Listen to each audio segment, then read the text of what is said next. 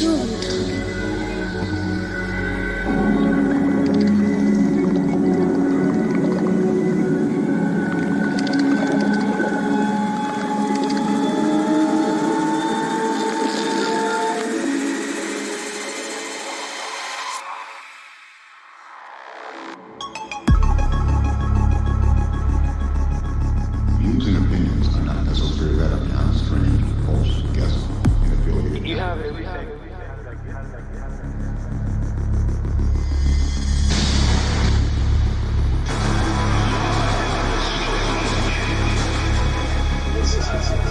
Yeah, it's kind of a creepy place, you know, because there's no light at all.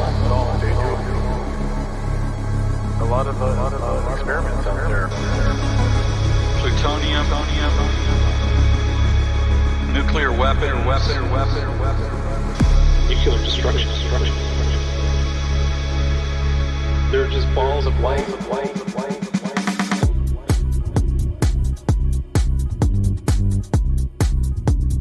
There's a ghost in the house.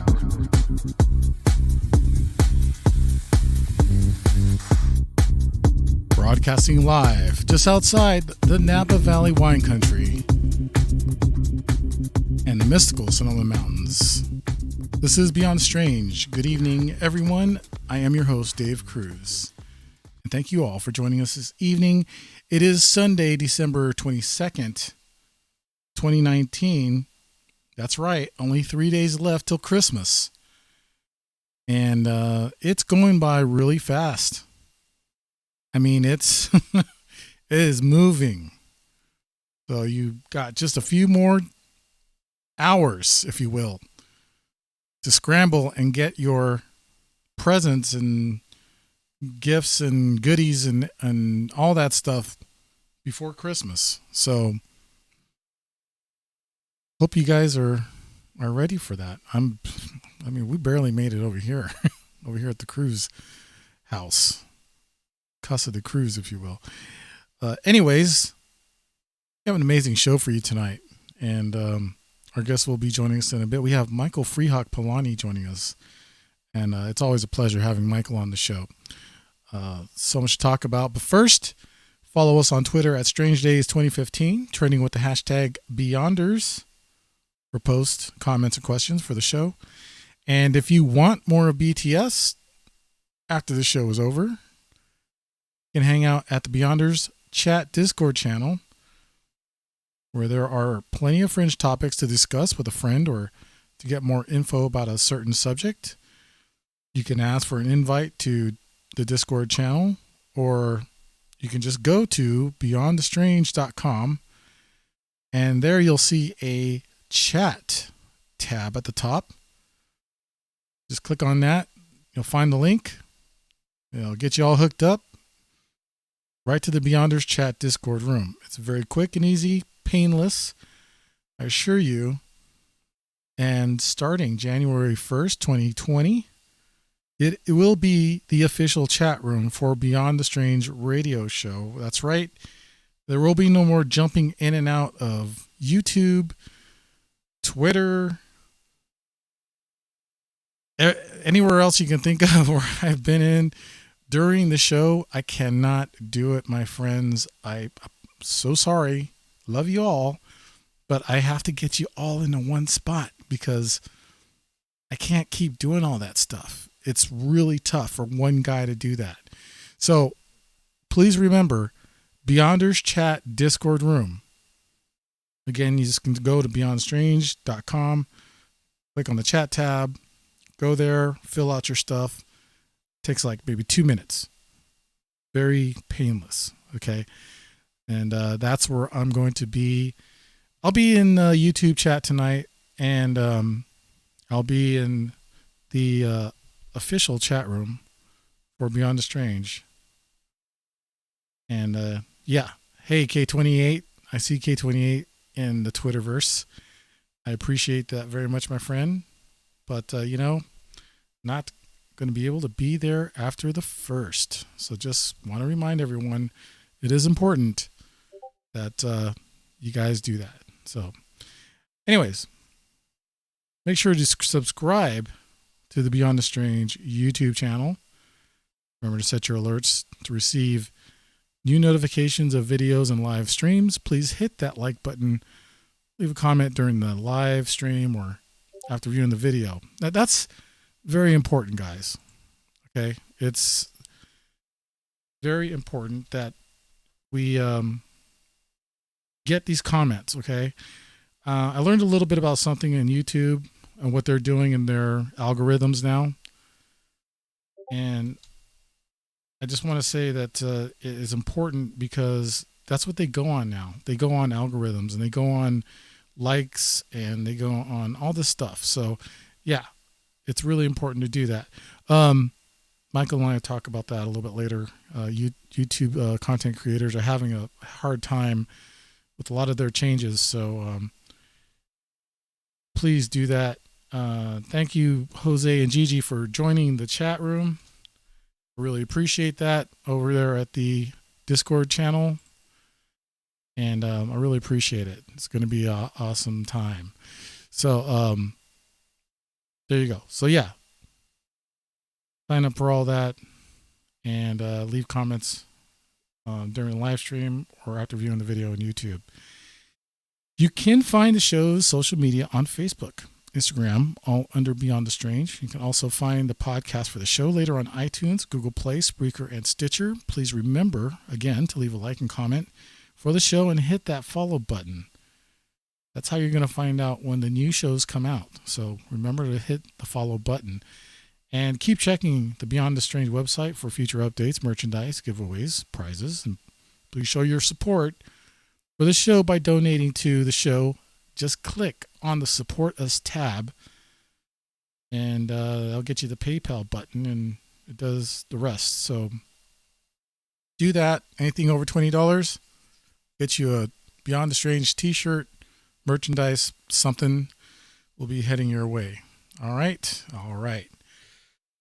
Okay, enough of all that. Before I bring on Michael, I wanted to talk about something really quick. Very interesting.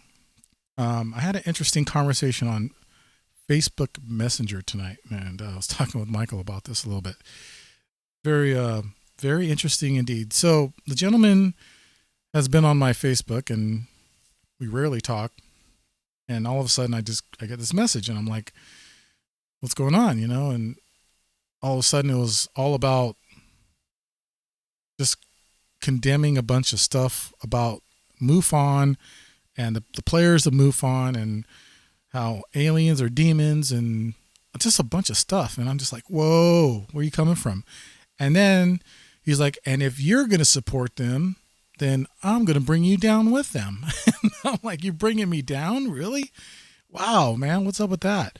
So yeah, it was a very interesting conversation, and I told him, that's great. I'm glad you have a lot of passion for what you believe in, but I don't take threats very lightly, and I really mean that.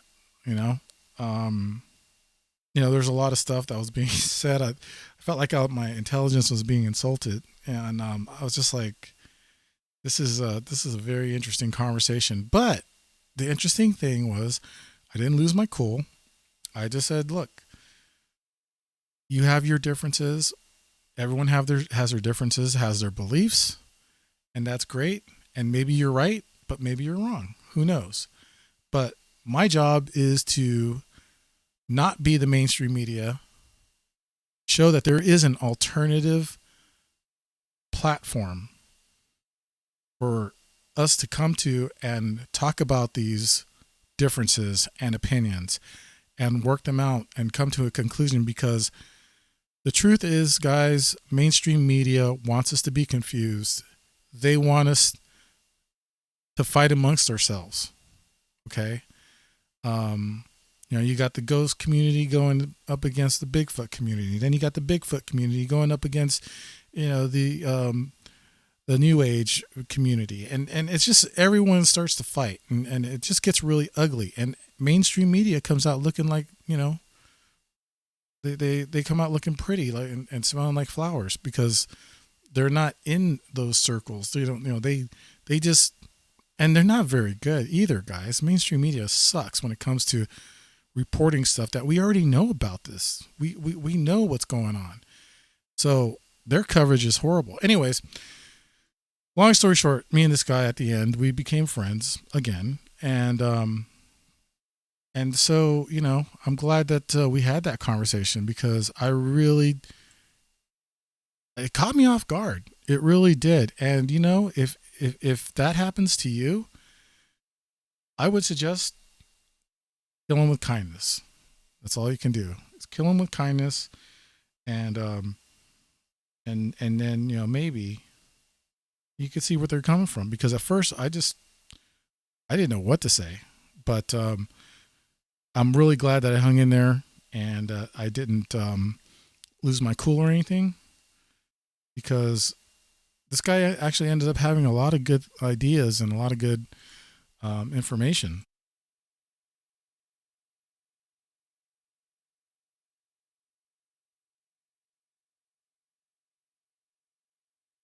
Just a reminder, if you're having issues with people, just, hang in there and don't lose your cool.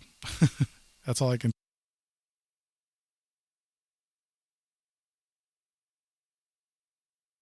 All right. Anyways, enough of all that. So let's get on with bringing Michael FreeHawk Polani onto the show. Michael FreeHawk Polani is from the San Francisco Bay Area. He has been a researcher for over 25 years and an experiencer for much longer. Starting as a child, Michael has had numerous experiences that range from sightings of craft in the skies, spirits, and ghostly apparitions and paranormal activity. Michael has had first-hand experience within crop formations and is best known for his work on what came to be known as the Chandler Formation in Chandler, Arizona. Because of the Arizona crop formation, Michael had the pleasure of working in conjunction with well-known researchers such as Linda Moulton Howe, Nancy Talbott, and the late biophysicist Dr. William Levengood. As a result of Michael's discovery and research of the Chandler Formation, he was invited to be a guest speaker at numerous engagements, which includes Phoenix and Marin Sonoma MUFON's Dr. Chet Snow's Signs of Destiny conference and various radio shows, including Beyond the Strange. He also went on to become a co-creator of the Phoenix Rising Group's conference titled Embracing Contact in Scottsdale, Arizona. Find Michael on Facebook under Michael FreeHawk Polani. Please, everyone, help me welcome Mr. Michael FreeHawk Polani. Michael, thank you for joining the show. Hey, Dave. Thank you for having me. It's a pleasure. Always, my friend. I love having you on the show, and every time we get together, it's all good. Absolutely is. So let's talk a little bit about you and what was it like growing up in the San Francisco Bay Area? Well, I grew up on the peninsula, born and raised in, I was born in San Mateo, and then from there moved a little south to Redwood City, where I grew up, went to high school, and you know what, it was great. I love the area. It's very different today, but then, you know, had a really good upbringing and had some very interesting experiences during my childhood, as you mentioned. You know, I saw a craft in the sky as a child.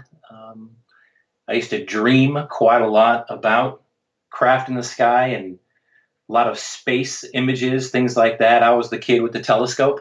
You know, I was in the backyard and I was the youngest, so I had some time to spend by myself, and my older siblings were off, you know, with their friends and doing what they do, and I had a lot of time to do things like that, look through the telescope, do kind of research. Personally, I wasn't really put into any kind of box as a child, so I was kind of left to my own devices, and I was quickly aware when I was young that I had a little bit of a sensitivity to subtle energies. I could sense things. Um, for example, in the home that I grew up in from the time I was 7 and up, I definitely sensed some very interesting things in the house, which now we would look at it as there was a spirit or a ghost in that house. And I knew when it was around. And I knew very early on that this three-dimensional reality is not, the only thing going on here. Of course, then I wouldn't have put it in those terms, but I was very aware of other things from a very young age. Sounds like you had a fairly good childhood with a little bit of, how would you say, surprises, maybe? Absolutely. And usually when I was by myself, um, the old story is as kids, we would get freaked out in our bedroom or something, and the monster in the closet or something under the bed, and we would put the covers over our head. I remember that very vividly, doing that, and it wasn't because I was scared so much. It was I knew that there was something around me, and in my mind, you know, 7, 8, 9, 10, 11 years old, I would put that over my head and just go like, okay, leave me alone. I don't want to play right now. So just to kind of go away, and eventually I'd go to sleep, and that was fine. Um, moving up a little bit into the kind of the 9 and 10-year-old uh, time frame, I remember going in the backyard and wanting to do a little, a Bigfoot search on my own. Oh, And cool. yeah, and I was always called to do things kind of outside of the norm. And I remember doing these things always by myself. I never really had friends that were interested in that. It was very mainstream stuff, sports. And I mean, kids should be kids, but I was definitely a kid, but I kind of had this thing on the side a little bit. So I vividly remember jumping over the back fence where I lived, and there was just kind of an easement that ran between my backyard and the people's backyard, and would kind of run all the way down through the block. And it was surrounded by pine trees, and the ground was littered with pine needles. And I remember, walking through these pine needles, and thankfully I was never seen by the neighbors because they probably would have told me to get out of their yard. But it was kind of an upslope on a hill, so they really couldn't see very well. And I remember looking for footprints, trying to track some kind of animal through there. And I remember getting on my hands and knees and going, yeah, that could be a footprint. And this is when I was, 9 or 10 years old. And vivid memories of that. And then moving on up a couple years was when I had the kind of the biggest experience. And to this day, I'm still kind of working on the details of it. When I was 12 years old, I had an experience at 3:15 in the morning, and I was in my bed. I was awakened by a sensation, and I mean, I could go through the whole story, but essentially, what it was is there was a weight on kind of the back of my neck. I was sleeping on my stomach. I Hmm. had a huge down pillow that I had at that age.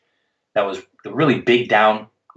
Great for pillow fights because you could just knock the other person, probably off their feet. And I remember my face was kind of turned to the side, and I was looking directly at my digital clock, which said 3:15. And this weight, very slowly but consistently, the pressure that was pushing my head very slowly into the pillow. And I remember at that time trying to make sense of what I was feeling. Number one, I was absolutely awake, and I was thinking, okay, maybe our family dog had come into my room at that time and jumped on my back. And then, as quickly as I thought of that, I was like, well, that can't be, because I would sleep with my door closed. And a lot of times my parents would be upset by that. Not only would I go to sleep with my door closed, but I would lock my door as well.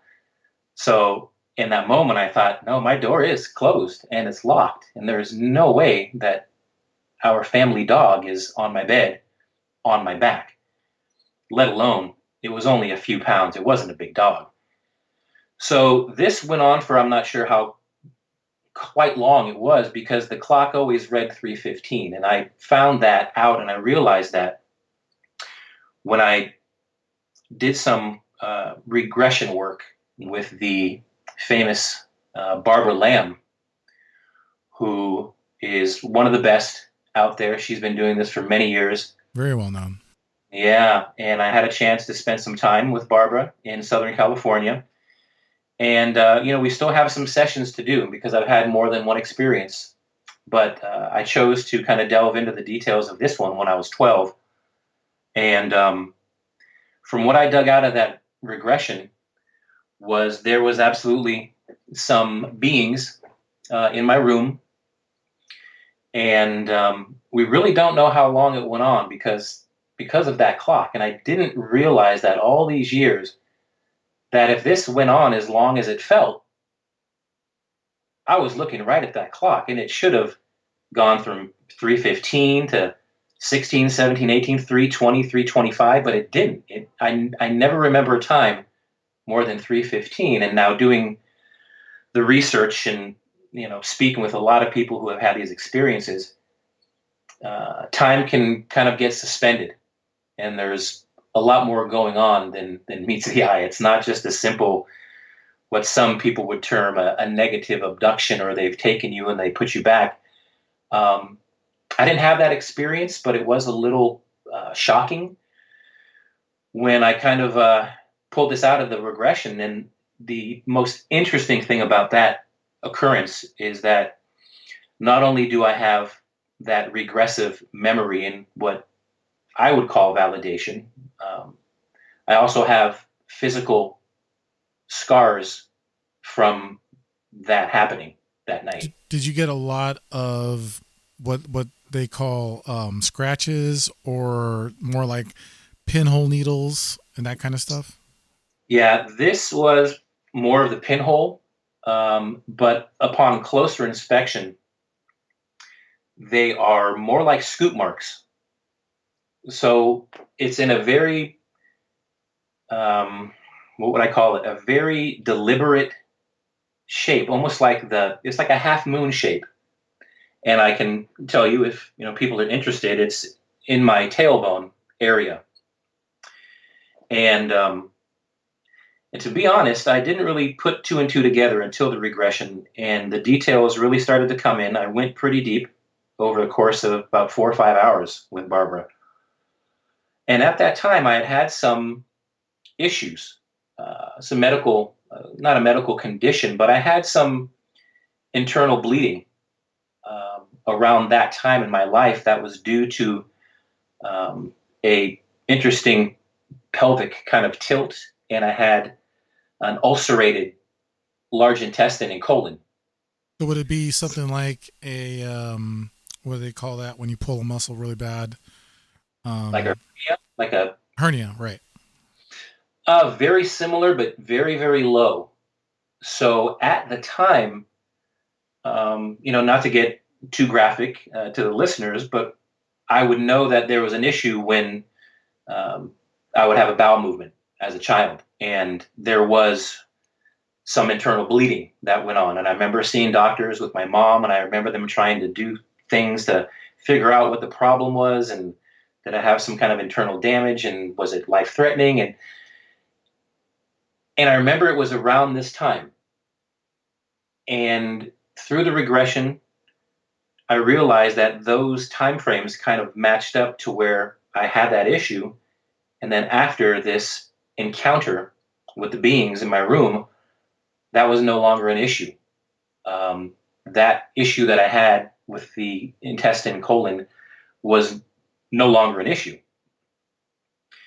So, I could say that encounter was a positive one, that it looks like there was more than one being involved in this encounter. And the information that I brought out was what I had felt behind my neck was more of a diversion to whatever they were doing in that area. Somebody kind of compared it to was it like a energetic epidural or something to that effect, or, I you can see know, that. yeah, because they were doing something near the base of my neck, almost like brainstem area. But the actual work and what I had seen in the regression is that they were more down there in the Um, tail hip region. I wanted to ask because this sounds to me similar to something known as sleep paralysis. Um, Right. and I know I've experienced that. And when when I realize I can't move, I can't, Mhm. I can't talk. I'm basically just conscious of being in my body, but I can't do anything. I can't even open my eyes, nothing. And Right. I remember that I would try to scream as loud as I can, and then finally I'd start coming out of it. Is there any way that you felt like you could come out of it, or did you try? Um, at the time, I felt like, well, put it this way, I had a lot of thoughts in my head about what I was going to do as a 12-year-old.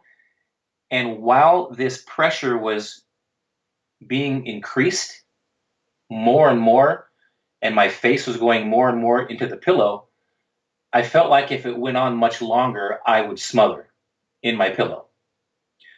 So I started to think of, what am I going to do if it gets to that point where I'm just going to absolutely freak out?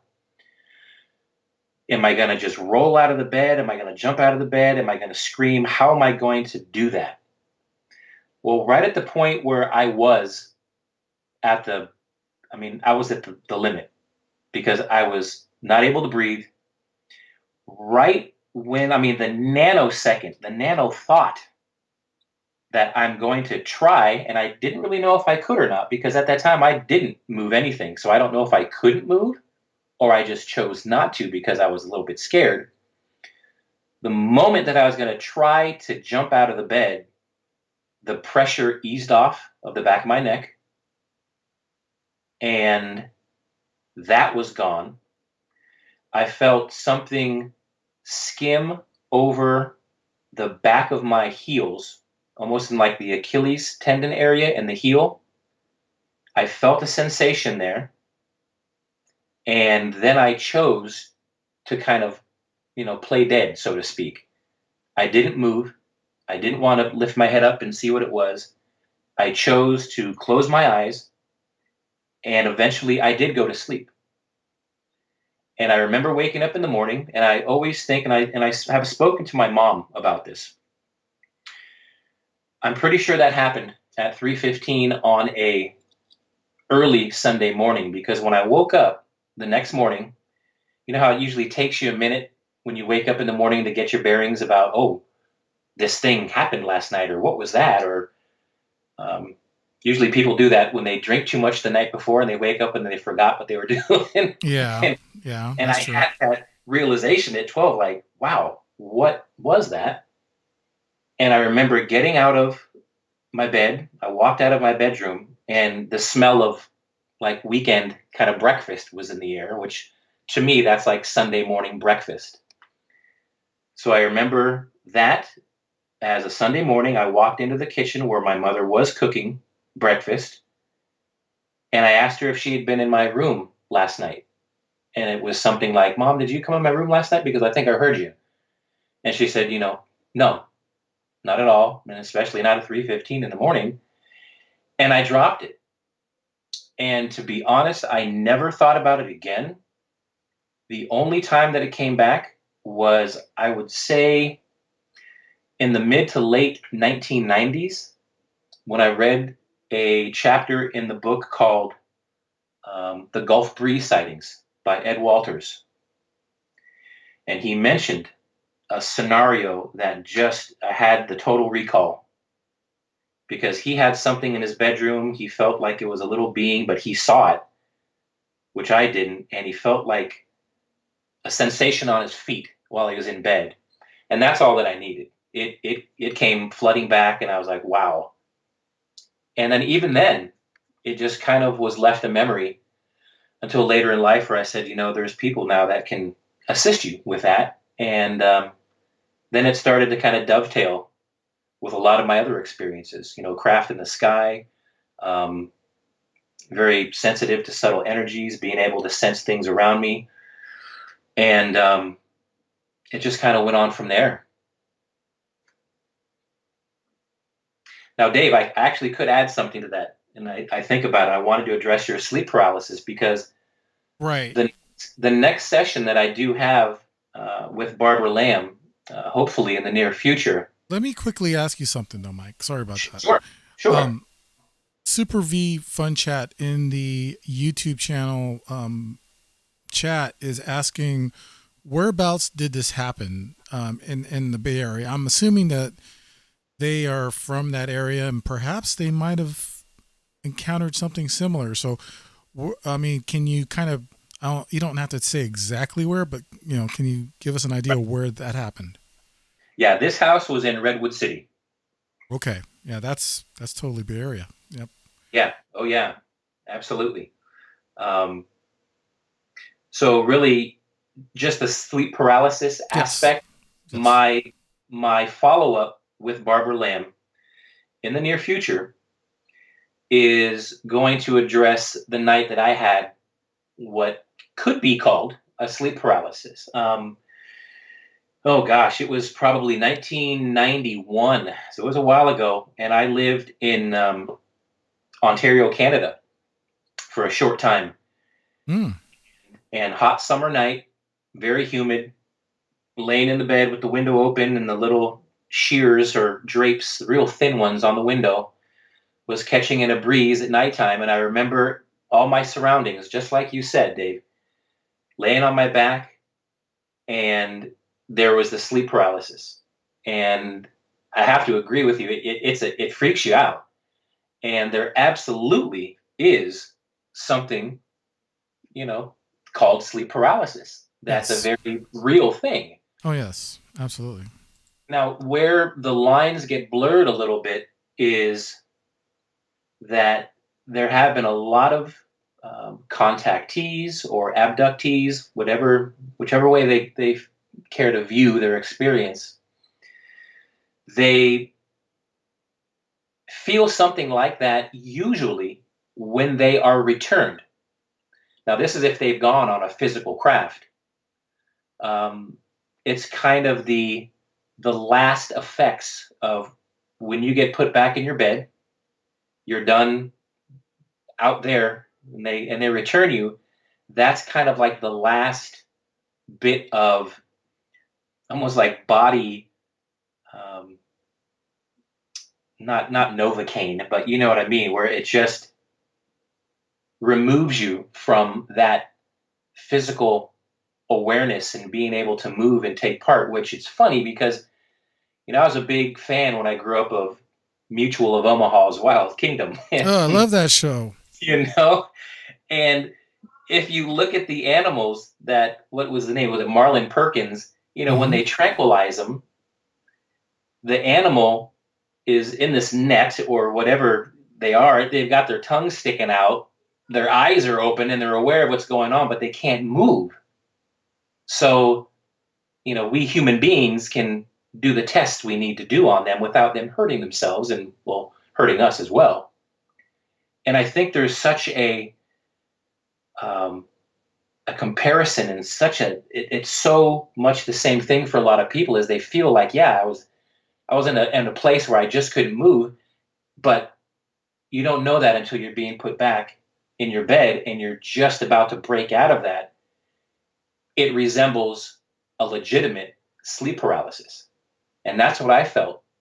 But I do feel that maybe something else went on prior to that awareness. So that's where my next session is going to come in with Barbara Lamb and see if there was a lot more to it than that, because I have a few little kind of bleed through memories that, lights, the table, beings, things like that, but nothing that I can totally substantiate. So I need to go a little bit deeper than that. But until then, it's, it's sleep paralysis. Yeah.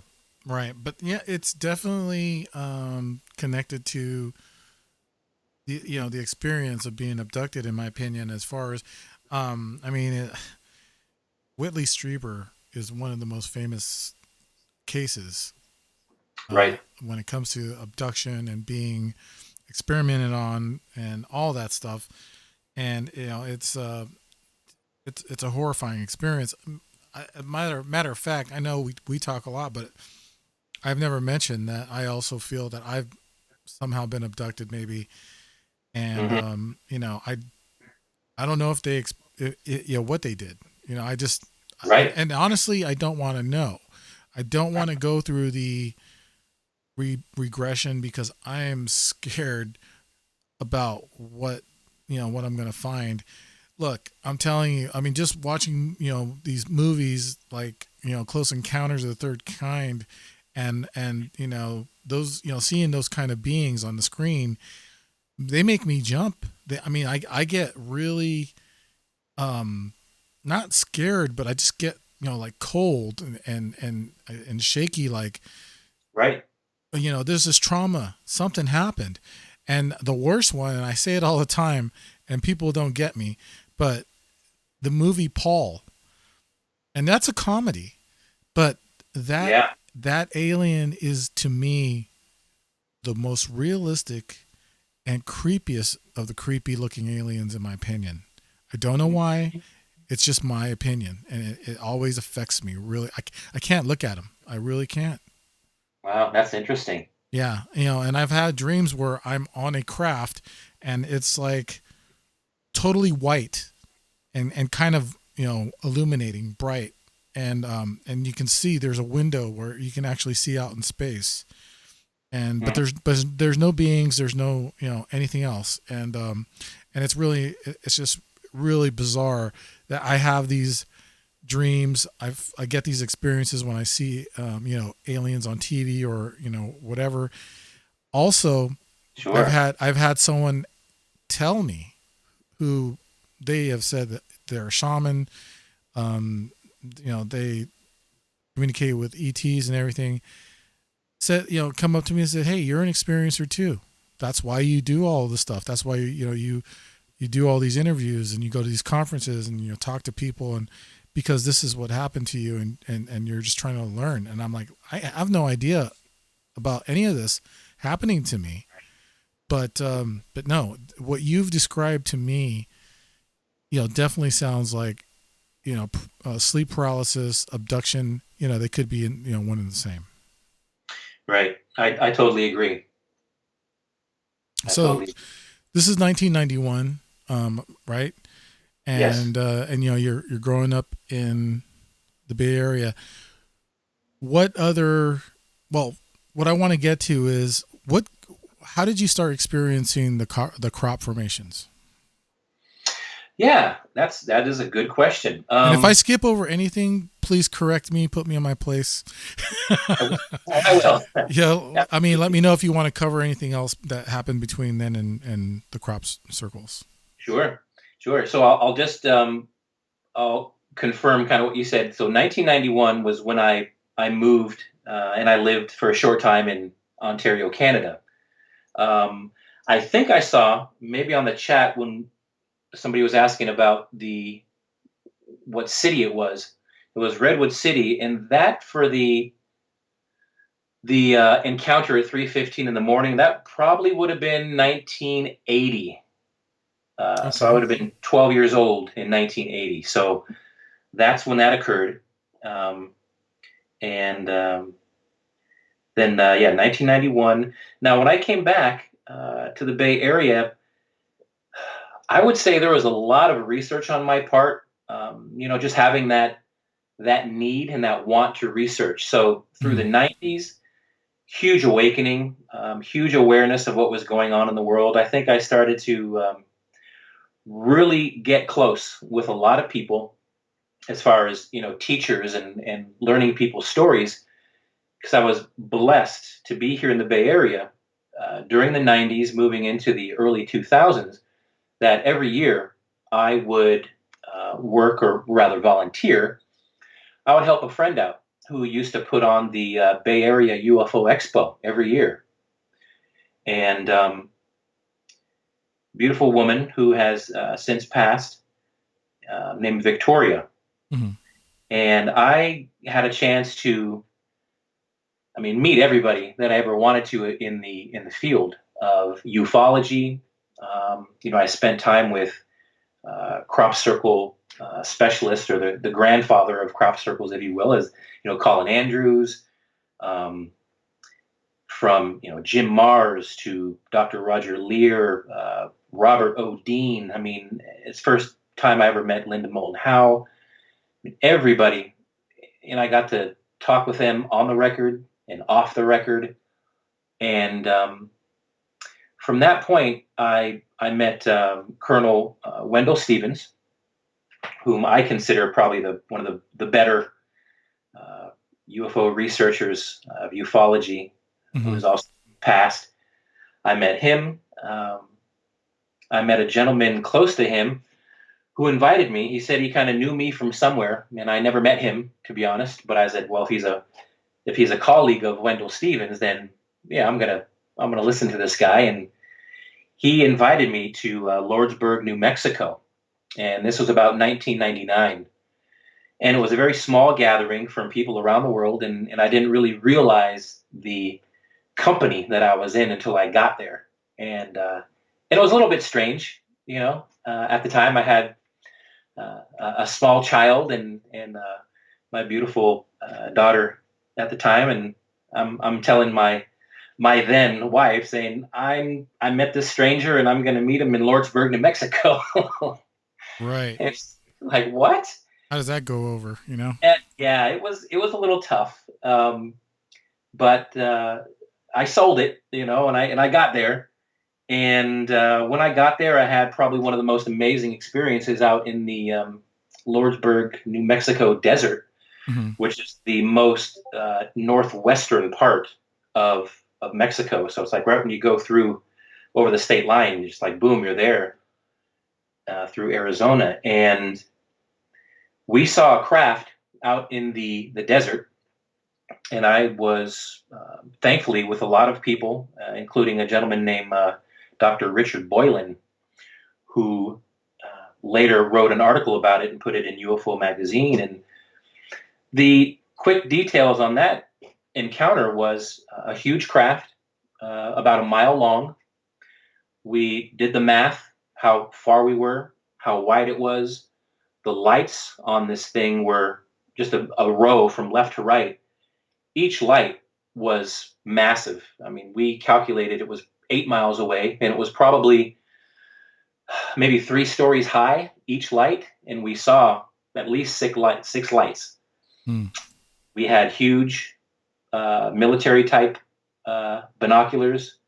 One gentleman had infrared, and we watched this smaller craft, if you will, kind of go underneath the larger craft, and it kept coming out like a little, what I would call a scout. Right. And it was the most amazing thing. It looked like a city popped up in the middle of nowhere in the desert. And it's not the first time that craft had been seen. Somebody said that it was related, if not one of the Phoenix Lights craft, and which that would have been about 2 years after the Phoenix Lights. Um, and later on, it was, like I said, it was put into a UFO magazine. The article, it was very reputable. A lot of people vouched for it. We went out to the desert as far as we could go the next day during daylight, and there was absolutely no structures with lights or no cities out there. And the indigenous people from that area said, of course, they've been coming here for years. Those were our brothers and sisters from the Star Nations, and they come in and out, and they've been doing it for millennia. And that was 1999, 2000. And from that point, a few years after, well, I would say 2 years after that, is leading up to the crop formations. So as you can see, things for me begin to ramp up. Every year, a little bit more happened. I got a little bit more sensitive to things, started to surround myself with a good um, group of people who were ranged from researchers to investigators to experiencers. And then the crop formations in California started to pop up. There was one in Rockville. There was the Rockville Formation.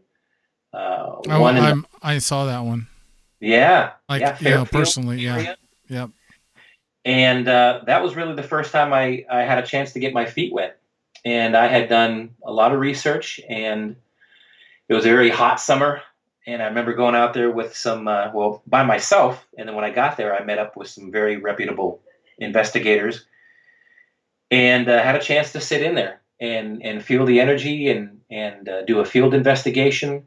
I got to witness the media hoopla, which was it was a horrible experience, but it was a great experience at the same time because I got to witness how this game works with the media and how they operate and how they try to debunk and how they basically make things up.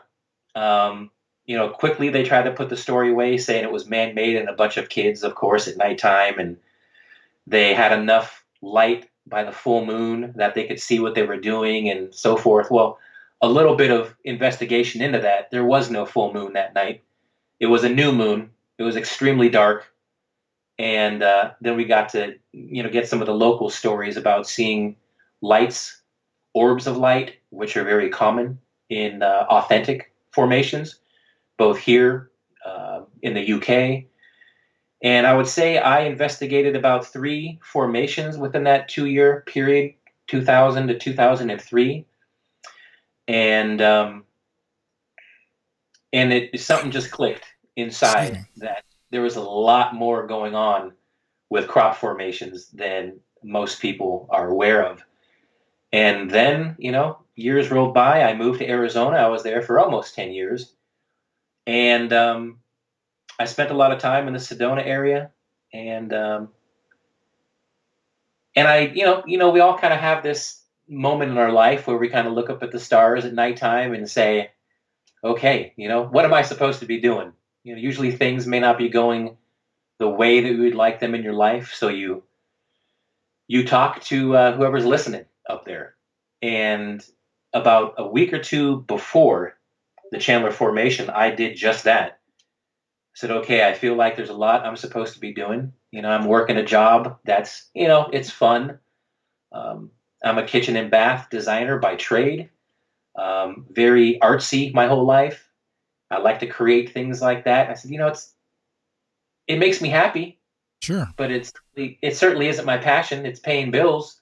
It's putting food on the table, but it's just not that one thing. It's that sometimes people never find in their life. And when I stepped foot in the Chandler crop formation, which was in 2007, it came shortly after my question out there to the universe. And it was literally within 5 minutes of driving from my home in some of the remaining farmland in Chandler, and a main thoroughfare going kind of from the new area to some of the strip malls, but in between, there's nothing but farmland. And I drove by one day on the way to I don't know, it was probably like Target or something at the time, and I saw some stuff going on in a field, and I went home. I mean, I saw enough to go, okay, there's something going on here. And I went home and I got all my little gadgets. I got a couple trash bags. Mm-hmm. I got things to labeling, a Sharpie, some paper, my video camera. And I did the field work right then and there. And, there's a video that exists of it. And I can honestly tell you that nobody's ever seen that video of that formation. And they've seen photos. There's photos out on the web, but no one's ever seen that video. And I don't know why, to be honest. I think maybe the presentations I gave back then, they just didn't have time for video and still shots, and a PowerPoint was the thing to do.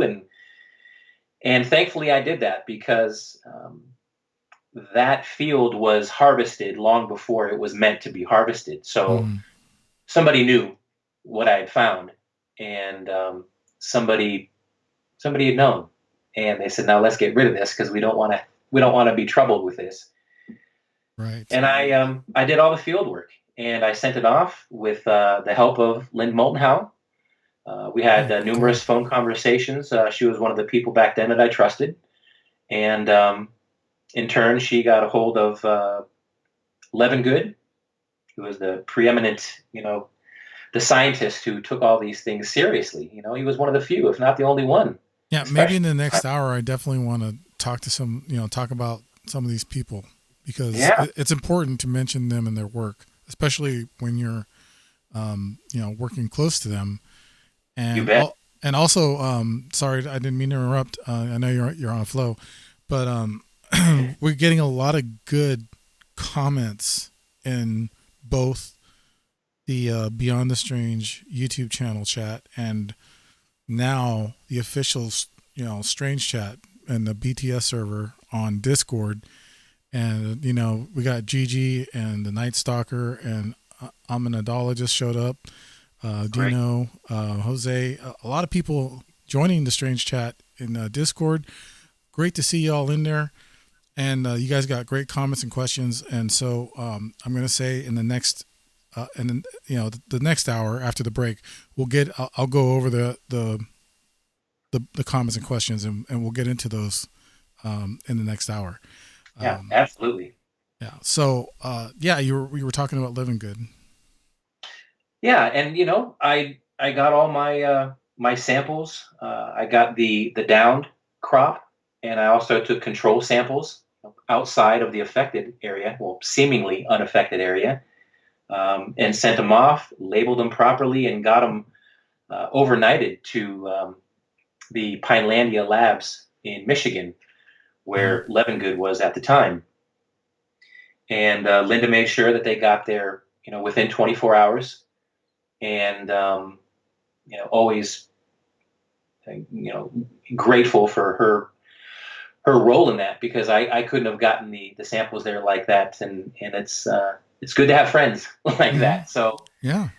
it worked out well. It took a few weeks, maybe 2-3 weeks, maybe even longer, to be honest. It was the longest, 3 or 4 weeks to wait, because of course in that time frame, I carry on my normal life. I go to work, I come home and cook dinner and the kids, and but always in the back of my mind, I'm like, okay, did I overreact?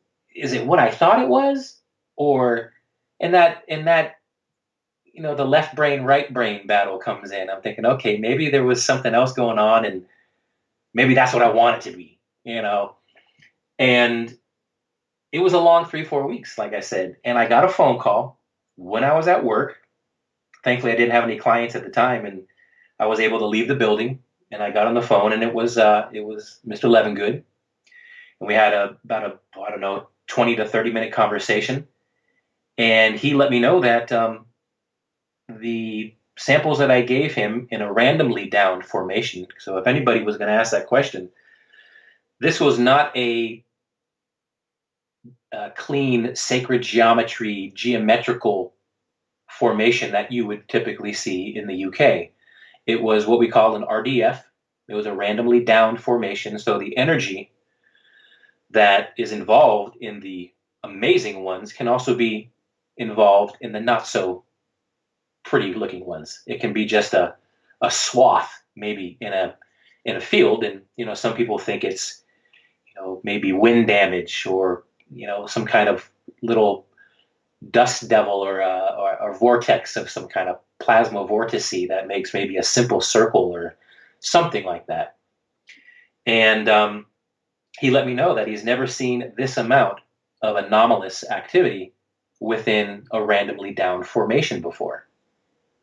And when I heard that, I mean, my stomach dropped. And I was like, wow, okay, we've got something. Yeah. This is what I was hoping to hear.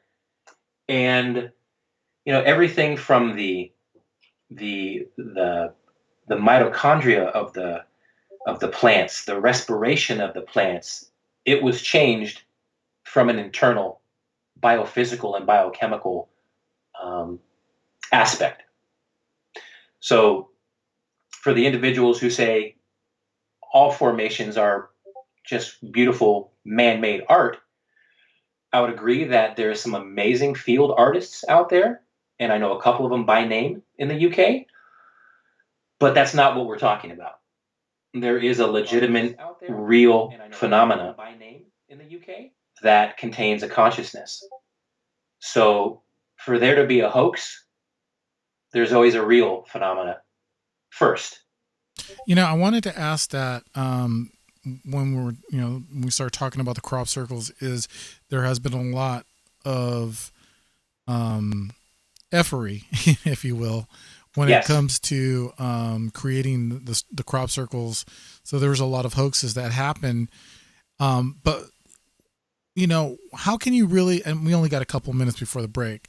How would we be able to distinguish a real crop circle as opposed to versus a man-made crop circle?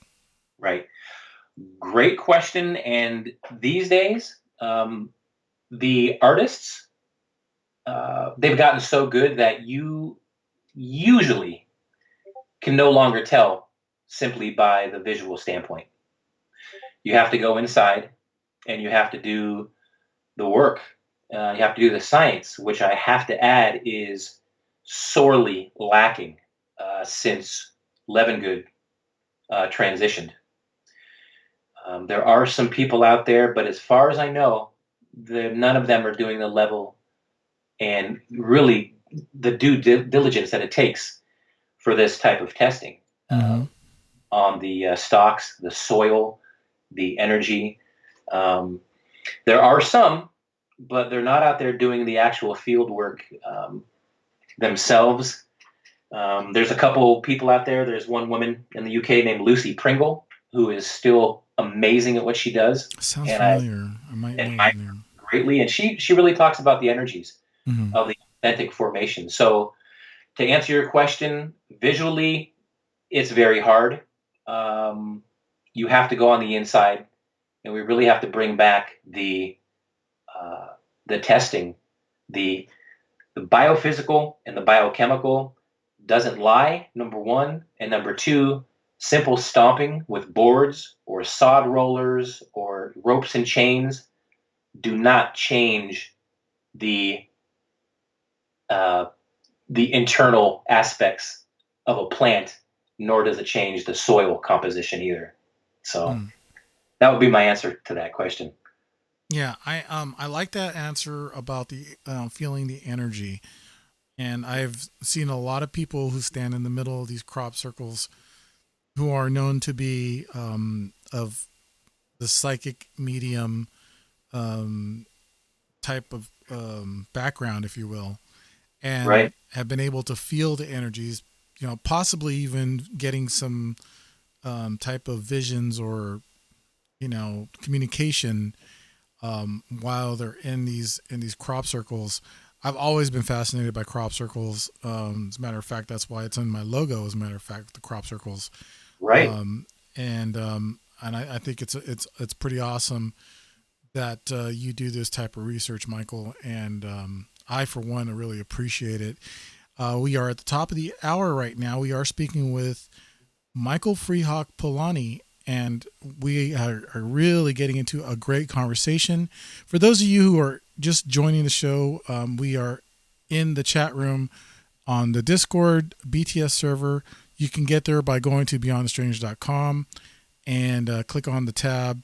It's really easy to get into the chat. Just do a couple of things there. It takes about a minute or two, and get into the great chat. Also, we are at the YouTube Beyond the Strange channel, and there's a lot of people in there as well, and we're going to get to those questions and comments. And Reddy just joined. Thank you, Reddy. Joined the BTS server in the Discord chat. So, yes, when we come back, a lot more with Michael FreeHawk Polani. This is Beyond the Strange. I'm your host, Dave Cruz. We'll be right back right after this. Don't go away.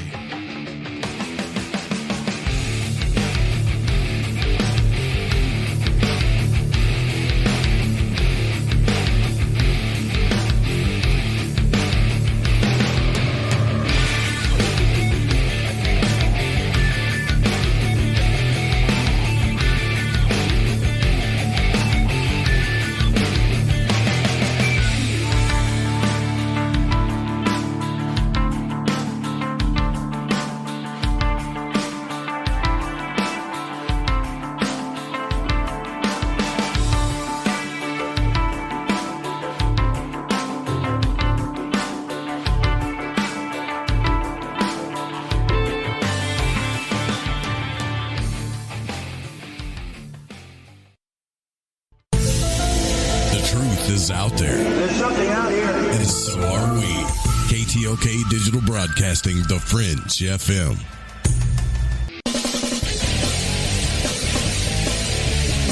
Hey, this is Deb, and you're listening to Dave Cruz on Beyond the Strange Radio.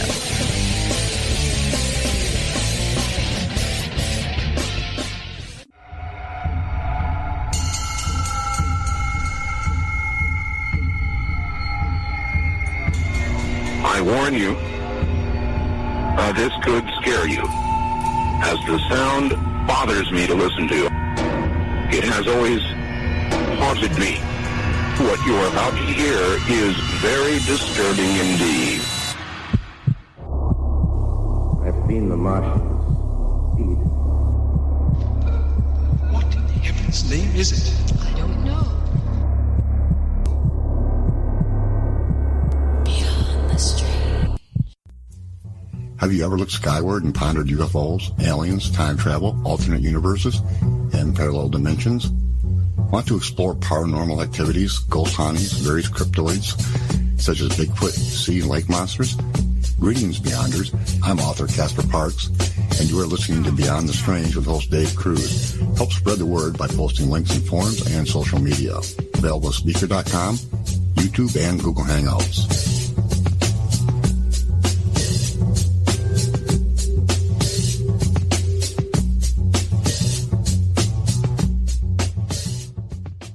Tea is the #1 cleansing tea in America. We cleanse you with organic ingredients, and when used daily, you can increase your energy. Cleanse from intruders that set up camp in your colon. Cleanse your colon and feel the difference. Colon cleanses can be uncomfortable. Not Life Change Tea at getthetea.com.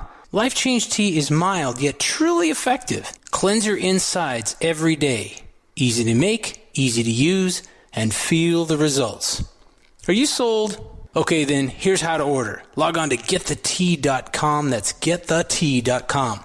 Look for our specials on the front page. Get the Tea also carries top-rated supplements for those who care about their health naturally.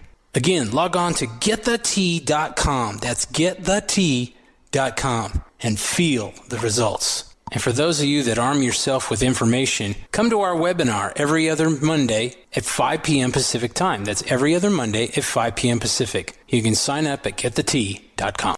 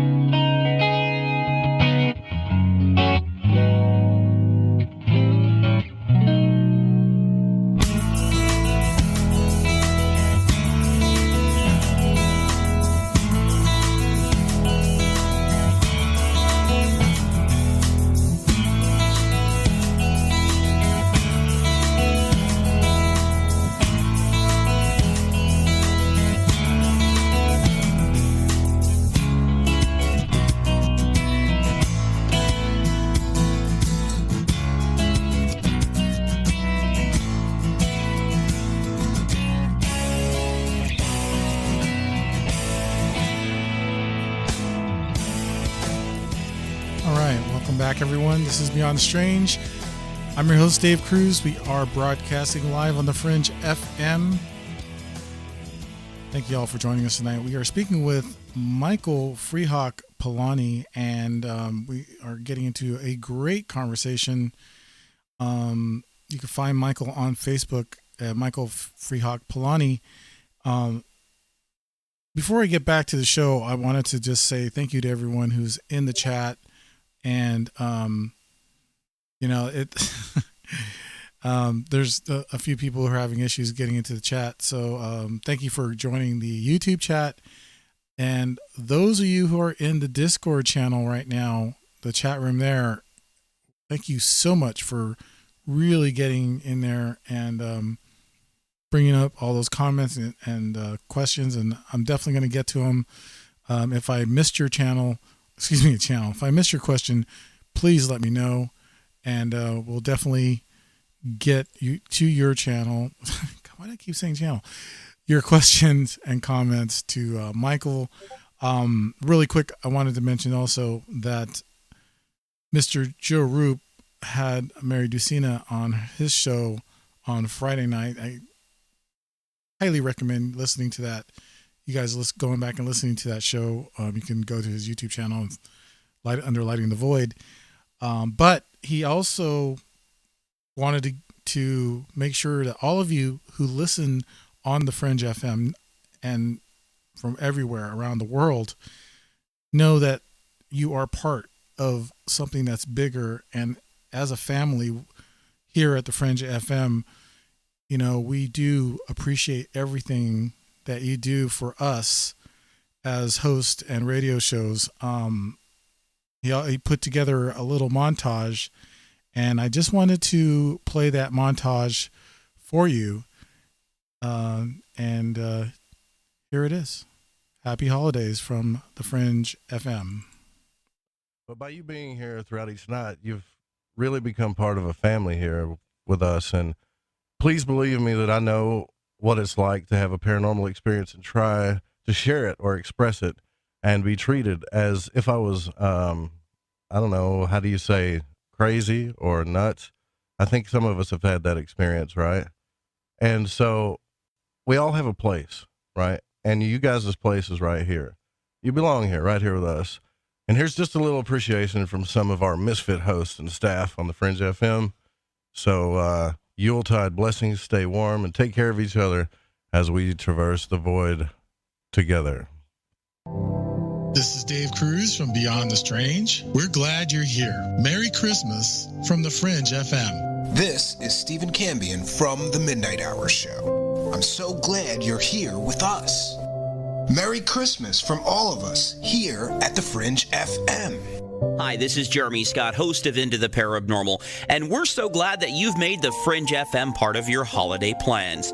Here's to a prosperous new year. Merry Christmas from the Fringe FM. Yo there, it's Gigi from Shift Happens, and I just wanted to thank you for being a part of this shift for so long. Wishing you a Merry Christmas right here from the Fringe FM. This is Ryan Gable from the Secret Teachings radio broadcast, and if it wasn't for you, the listeners, shows like mine would not be possible, and I could not bring you information like this. The word holiday comes from the original holiday, holy day. So happy holy days from the Fringe FM. This is Dancing Dave from Surviving the System. I want to thank everyone who has taken the opportunity to listen to my show and has helped to make 2019 one of my greatest years ever. Merry Christmas from the Fringe FM. This is Jess Rogie from the Rogie Report. We're so glad you're here. Thank you and Merry Christmas from the Fringe FM. This is Reverend John M. Polk from the Quantum Hologram Matrix. Happy holidays to all of the listeners on the Fringe.fm. And with you, we are everything. We are the Omniverse. We love you so much. Happy holidays to you and your own. And please continue to listen to us as we are listening to you in the back of our minds.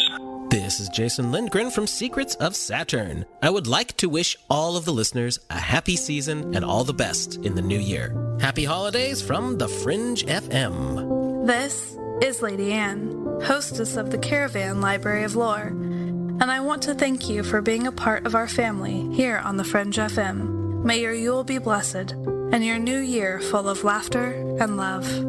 Merry Christmas. Feliz Navidad. Happy holy days. Merry Christmas. Merry Christmas. Merry Christmas. Happy holidays. Merry Christmas. Happy holidays. Merry Christmas. Season's greetings. Merry Christmas. Yes.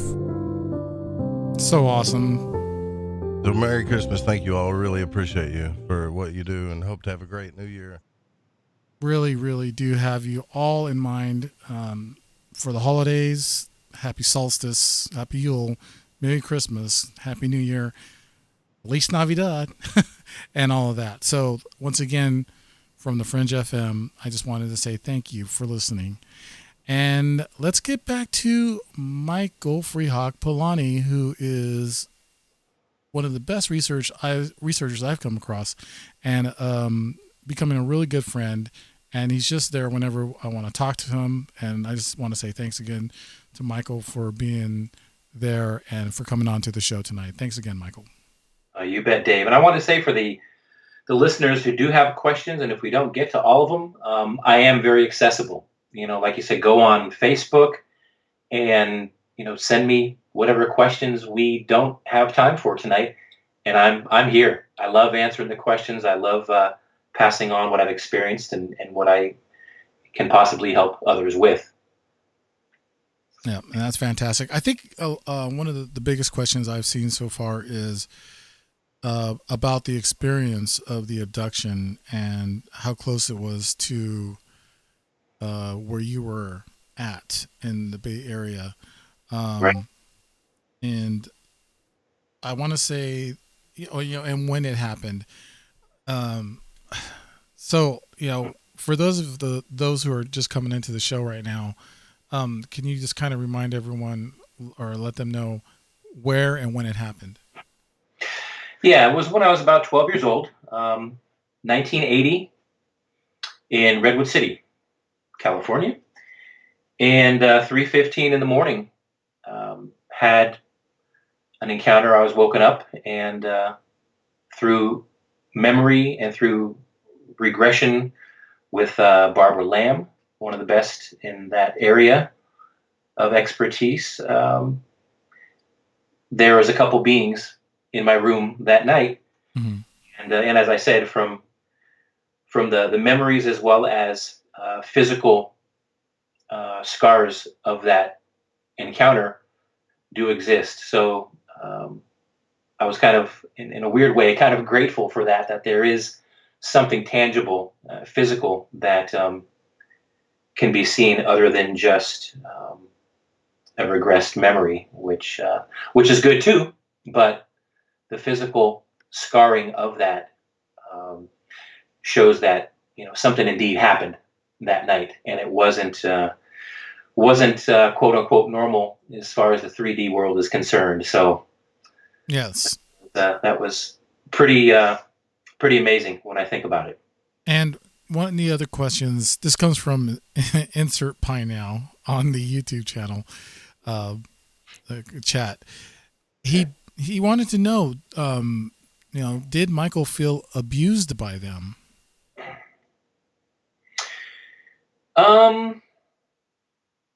Well, I look at that two different ways. One, you have a experience in the moment as the 12-year-old. And then you have the more conscious and aware and educated adult looking back at that encounter. In the moment as a 12-year-old, I was a little frightened because I knew that I was the only one in that room. Mm-hmm. Same sensation that I would have with a disembodied spirit, with a ghost, that I felt I had in that home as well. But it's a feeling of, wow, something is really weird here. Did I feel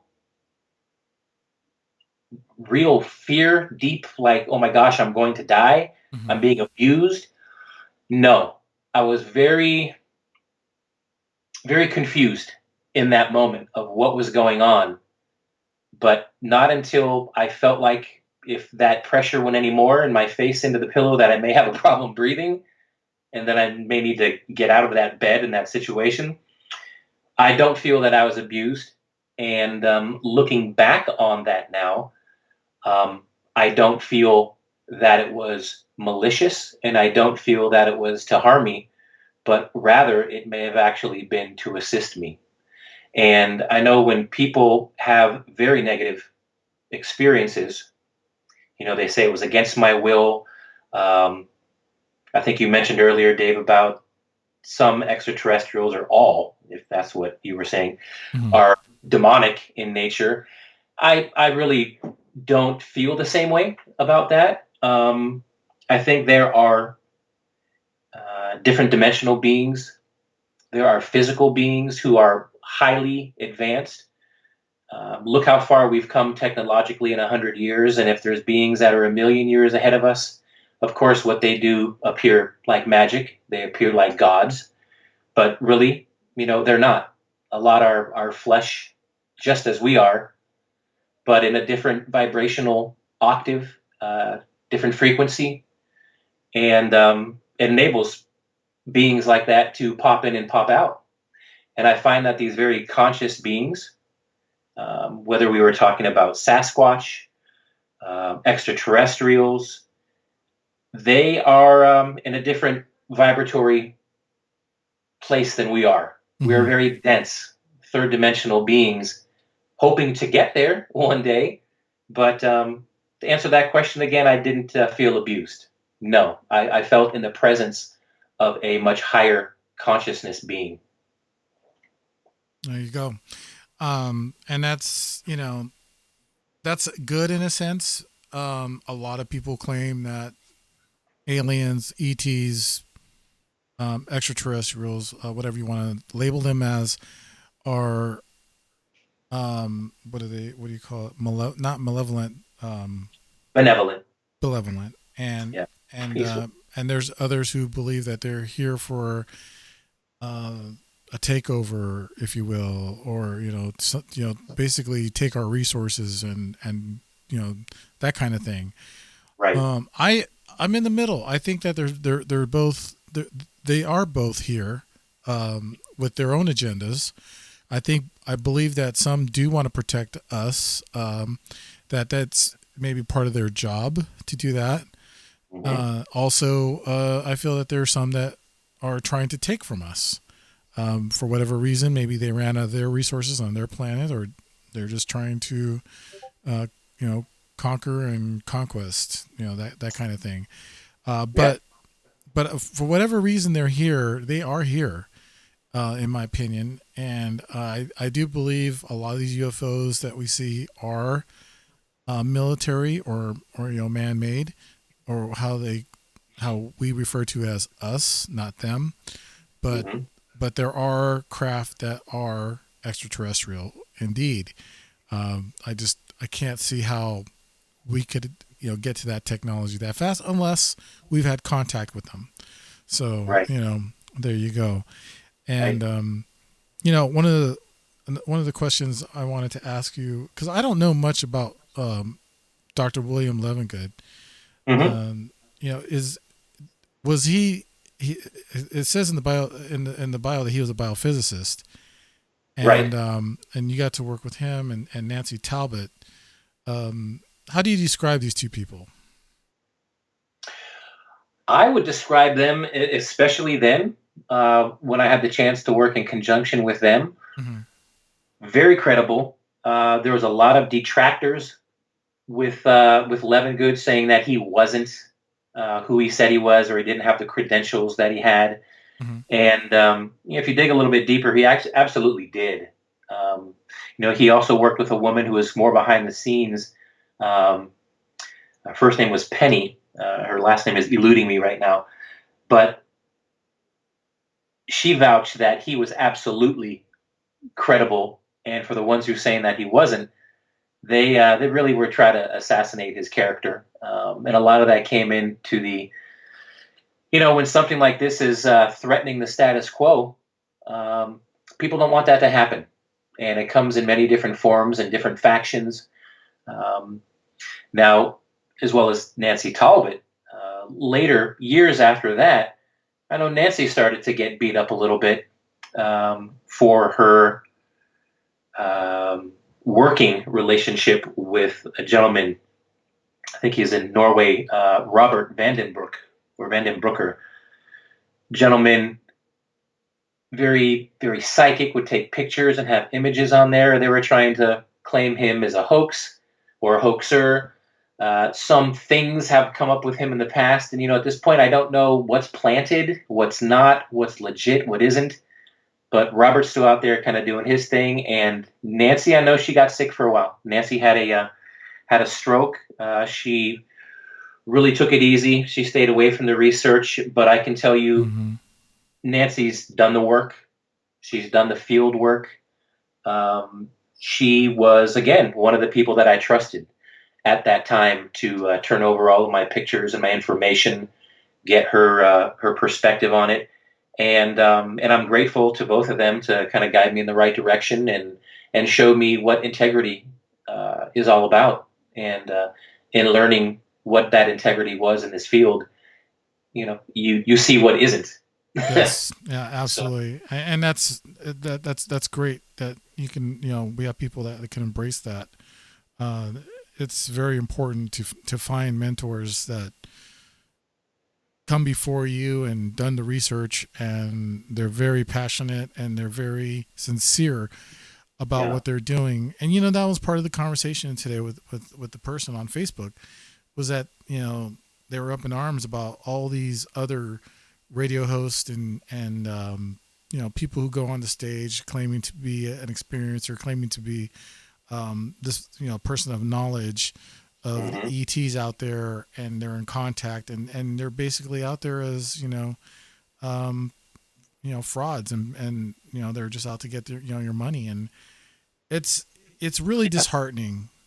It's really disheartening, because I've always done my program for just the information, to be able to get out there, and if I ever give out any disinfo, I'm not aware of it, and if anyone wants to correct me and has the evidence and proof, then by all means, please do. I don't want to give out bad info. I don't. I want to make sure people are enlightened with the truth, and that's what I'm about. And so goes what our next discussion kind of goes into would be Sasquatch. Yes. This is another passion of yours, and I know that you're from an indigenous race of people that believe in Sasquatch and have stories about Sasquatch, and so you should probably know about those stories and their lore. Would that be correct? Absolutely. And what I haven't known, I definitely have had the resources to speak to indigenous elders. My time in Arizona, Sedona area, Flagstaff area, all the northern Arizona um,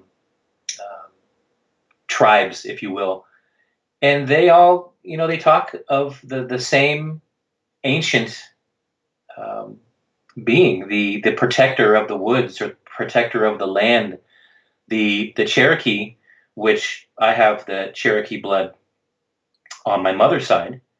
The name FreeHawk was given to me in ceremony from an elder in 2009.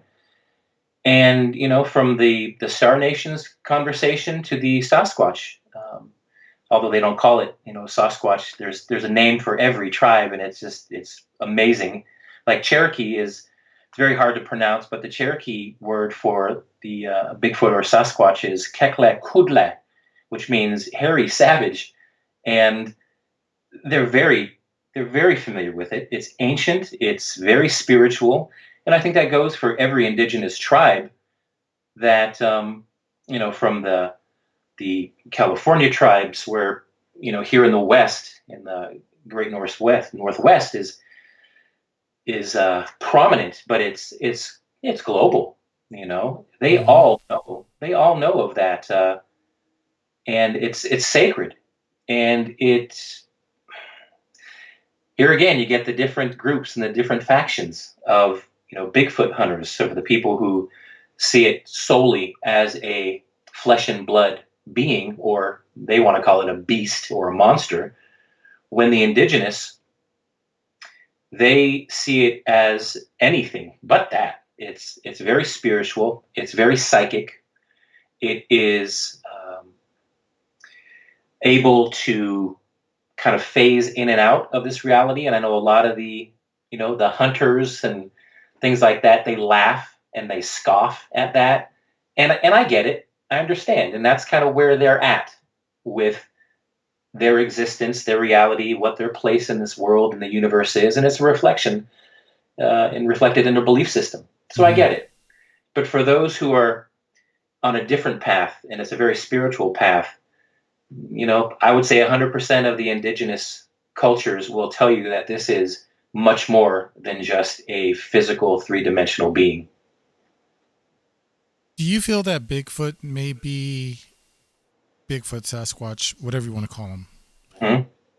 Do you feel that they are here to harm us, or do you feel that they are mainly just wanting to be a species left alone, left to be out in the forests, doing their own thing. I feel that some people believe that Bigfoot's out to hurt them. I've heard stories about that, whether they abduct children or they've actually, basically terrified people that go camping and hunting and that kind of thing. What do you think about that? I think when I get asked that question, it's mirrored in that same question if you were to ask of humanity. We see a lot of the, God forbid you watch the news. I try not to watch the news. It's always the worst of the worst, and they want to keep you in that fear. But if you were to look at the Charles Mansons and the Jeffrey Dahmers and everybody who has ever, created that fear, the Night Stalker, you name it, it really can turn you against humanity. How can people do this? How can they harm people like that? How can they do such heinous crimes against another human being? Well, you and I both know that doesn't go for every human being. We have quite a range. You've got from spiritual masters or Dalai Lamas or Gandhis all the way up to, people like Hitler or whoever you want to compare it to. Mm-hmm. There's a polarity. There is a spectrum in which we work in. And I don't think there's much difference with beings such as, and I do call them beings, so I do believe they're very conscious beings, the Sasquatch. They come in a range, and I think that there are some who are less evolved than others. And I kind of would gather this from indigenous cultures, their stories. There have been times where people always ask about, if it was a real, person, we could find it eventually. And I say, well, not really, because these beings have been here much longer than us. They are masters of their environment. If they are capable of what I believe they're capable of phasing in and out, being very spiritual, very adept at not only living in the 3D world, but they can phase in and out of that. I think that you're only going to see them if they want you to see them. Oh, sure. And I think there's a lot of evidence to support that when others say, no, there is no evidence for that at all. Well, I think there is. There's footprints, whether it's the snow, whether it's dirt, mud, what have you, that they just go off into nowhere. You'll find some good traceable tracks for casting. You'll see one here, one there, maybe a toe and a heel, and then it just disappears. It would lend credence to the elders who say that no, if they're trying to get away, they will just kind of change the vibrational or the frequency dial, and they will either make themselves not seeable, or they're literally going somewhere else. They're bilocating somewhere else. And unfortunately, we do have the stories of, over the years. And in the Carolinas, I found that there was a lot more what seems to be angry or violent sightings of beings like that, in the way of people who live on farms or just very large acreage with dogs in the yard on chains, pit bulls and shepherds and things, who the dogs were unfortunately found dead. And it just didn't fit the MO of a predator, like a bear, coyote, you name it. There was just no tracks like that, and deceased dogs would come up in the east more often than the west, and it's very strange. But I think when you look at as a whole, because you can go back and jump in whenever you need to, Dave, or redirect, but this goes back in newspapers, stories of Bigfoot to the 1800s. Oh yeah. And back then they were usually reported as the wild man because it looked like just a crazy, insane, hairy man. Hairy, super hairy guy, yeah. Exactly. And, cryptozoologists have been on this for years. Lauren Coleman is a well-known cryptozoologist, and just the study of unknown animals. And then that kind of progressed because it was seen everywhere. The West is huge, but Ohio, Kansas, Oklahoma, Vancouver, BC, and then you got the recordings, the sound recordings, you've got the footprints, you've got some DNA. As technology comes up, you've got footprints and casts and things called dermal ridges there's a lot more going on here. And I think it's very real. And, there's a lot of information for that. Of course, the Holy Grail was in 1967 with the famous Patterson-Gimlin. Right. I was just about to ask you about that. Mm-hmm. Yeah. What do you want to ask me about that? No, I wanted to know what your take is on that, because to me, and of course I was, very young when I first saw that film, and I believe it was like on In Search of or something like that. Right. And it was super popular back then, but a lot of people were trying to debunk it then. But today, with today's technology and computer imagery and graphics and so on, exactly. There's a lot to to say. Hey, this thing's pretty. It seems pretty real to us. The muscles, the way it moves, everything. It's all put under a computer, done with a computer, to look at the movements and everything, and it's just amazing what they can do today with this technology. And it's still a great piece of film. It really is. And I think because when you get a timeline for some people who are unaware of kind of how that progressed to that video, was number one, Abominable Snowman, that was back in Tibet, 1921. In 1957 was really when the name Bigfoot was coined in the Six Rivers area, which is the Six Rivers National Forest in California. And that's kind of near, for the people who are from the state of California, it's near like Crescent City and Eureka, that area. About a million acres of just, woods, very dense woods. And back then there was a guy named Jerry Crew who, during kind of the logging boom back then, in the late 50s, early 60s, they were starting to create logging roads. And Jerry Crew and his crew basically were seeing play on words, these huge footprints, up to like 16 inches. And Jerry Crew was like, what in the heck? And that was really the beginning of, number one, where the name Bigfoot came from. Right. And then as it kind of moved forward, that was like 7 years after that, I think. And that was 1967 when the Patterson-Gimlin video came out. Now, that was taken, of course, that was like an old 16 millimeter. But that was taken in Bluff Creek, California, which is really not far from where those logging roads were being done.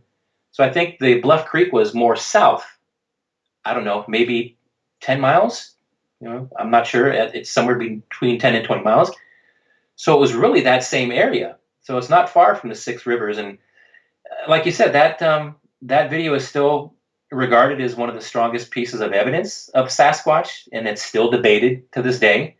Although there's been a lot of confessions regarding the footage as a hoax. Like some guy was like, "Oh, I was the one in the monkey suit." Many of those have turned out to be very contradictory and hoaxes themselves. Mm-hmm. So with that video, you made a really good point, because that's why I like a lot of the older stuff, whether it's craft in the sky or something like the Patterson-Gimlin video, is that you do see the muscles underneath. You do see the buttocks. You see it flexing. You see the way that the head kind of moves to look towards Gimlin and Patterson, but he turns his whole, well, I should say her shoulders. Yes, her. Because the way that the neck is and just that species is, it's really not a flexible rotational neck like we have. Like if we want to look to the right, we can just look, boom, right to 3 o'clock without moving our shoulders. But the way that those shoulders moved with the head was a very good aspect to that video. And then the breasts on that Sasquatch.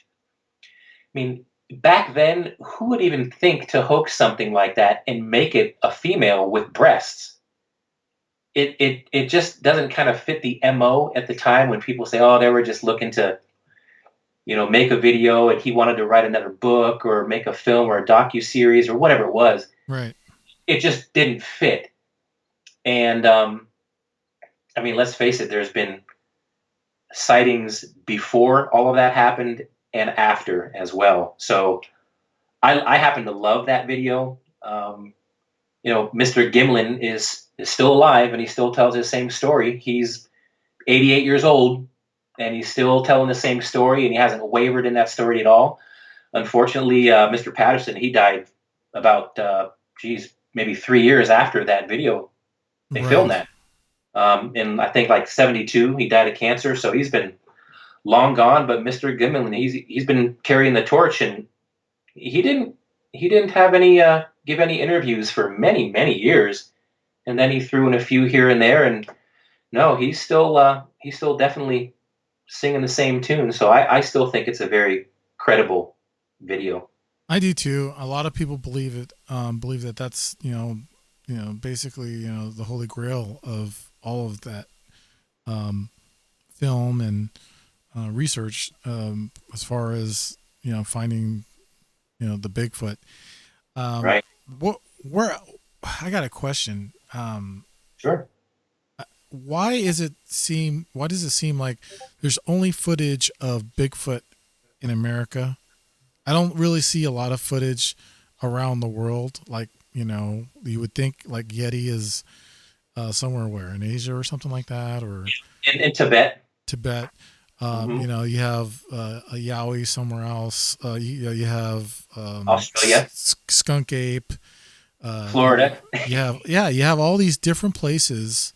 Yeah. I'm not saying that it's all the same creature, but they look like they could be related. But you when it comes to footage, I always see footage that's been done here in the United States. Right. Maybe I'm wrong. No, I think you're right. The oral traditions and the mythology, things like that, absolutely are in all of the places that you mentioned. The Siberia and Tibet, Australia, South America has it. They call it the Didi. Florida swamps, they've got the skunk ape, and that's been since early 70s that name was coined. So when you start getting footage from outside of the U.S., I will have to say it's a little bit more rare than here. And I do have to admit, I think a lot of the things we see, obviously on YouTube, if you type in Bigfoot or Sasquatch, there's all kinds of shows now and channels and video that is very vague and suspect, and not judging it, but it doesn't give us much to go on. But I think you're absolutely right that there is a lack of video from elsewhere. But here in the U.S., there looks like there's a plethora of sightings. So your guess is as good as mine on that. And there's actually a gentleman, I've seen a couple of his videos, and I think Netflix had one of his series, and he's controversial as well because some of the things are too clear. A gentleman named Todd Standing. I don't know if you've ever heard. Oh no, Okay. I caught his Netflix special as well. Yeah. In my, as a matter of, it's funny that we're talking about this because in the Discord Strange Chat, we got pictures and we're talking about that same person and his evidence or his research, and it's really super clear with one of the pictures, and to me, it just seems really interesting how they got this guy, this Bigfoot who looks really real, to just stand there for so long. And in my opinion, these creatures aren't dumb. They can smell people from thousands, not thousands, but hundreds of mile ways. Absolutely. And they know when there's someone around. So, for a person to be able to get this kind of footage, I have to really put it in some serious doubt. There's also some other shots where it totally looks like a puppet. I'm sorry. It just, it really looks like a puppet to me. And, there's the dark colored one, and then there's the reddish, real light brown reddish one. Yeah. And I can tell you the reddish one, it kind of didn't freak me out. To me, it had an air of authenticity because I was really looking at the eyes of that red one, and they were really spaced out far, but they looked operational unless it was like a puppet or a muppet or whatever. Right. But it would blink. The eyeballs looked like they would move, and it didn't look like it was a mask over a person. It looked otherwise, and the jury's out for me. I really don't know what I'm looking at there. Yeah, I mean that's the thing, right? Unless we have evidence or proof that these are mechanical puppets or whatever, we're not going to know. But I could tell you just by looking at it, to me it didn't look real. On the other hand, I will say, if there was to be some sort of in between man and ape or Bigfoot, if you will, right. I would think this is what they would look like. They do have the facial features of a person, but yet they are covered in hair, so therefore they're more wild looking. And I mean that if this was like more organically lifelike or looked like it was real, I would say that it could possibly pass for either a Sasquatch or a Bigfoot. Gigi comes in on the Strange chat as well and has a question. He says, other than the Patterson footage, what would Michael consider the best evidence for Bigfoot to show Bigfoot deniers? I would say that would be not video footage. I tend to start going more to the other camp that has I would say there's definitely some very suspect unidentified DNA. There's numerous hair samples. The gentleman like was it Meldrum? Was it Dr. Meldrum? Yeah. We're Dr. Jeff Meldrum. We're talking about him too. He brings a lot of legitimacy to it.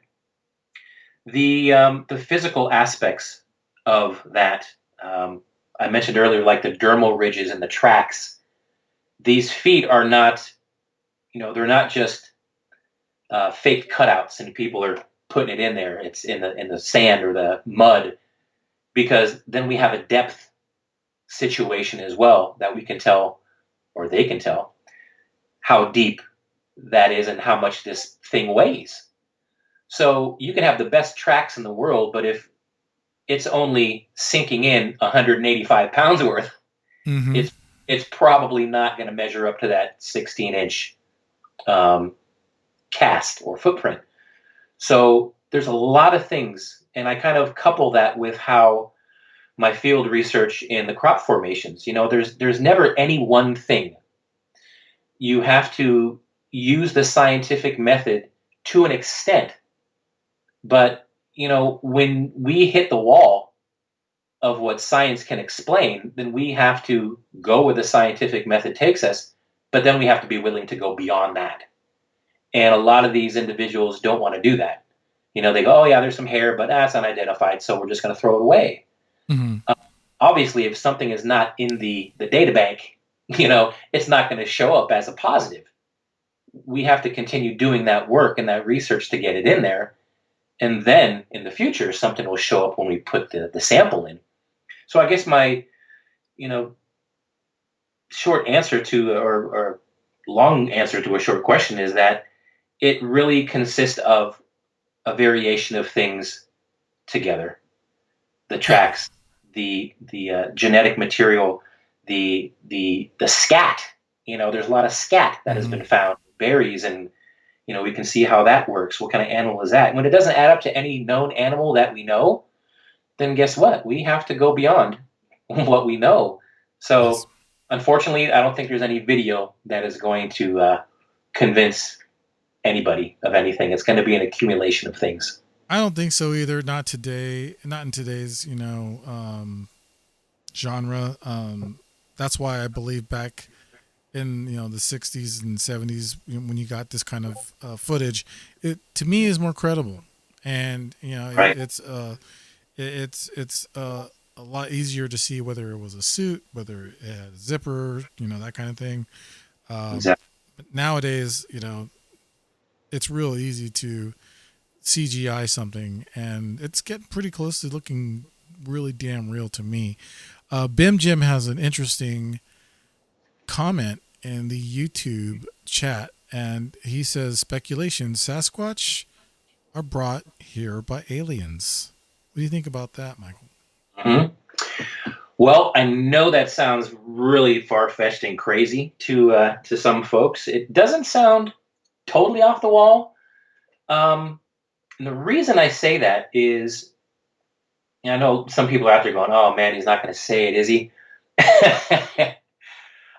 I'm not picturing like Sasquatch, coming down in an amazing-looking extraterrestrial craft and walking down the ramp and saying, "Here I am," and he looks like and sounds like Chewbacca or something in the Millennium Falcon or something. But if you go back to the early 70s, more like 73, 74, there's a pretty good researcher back in the day, and I think he's still around, named Stan Gordon.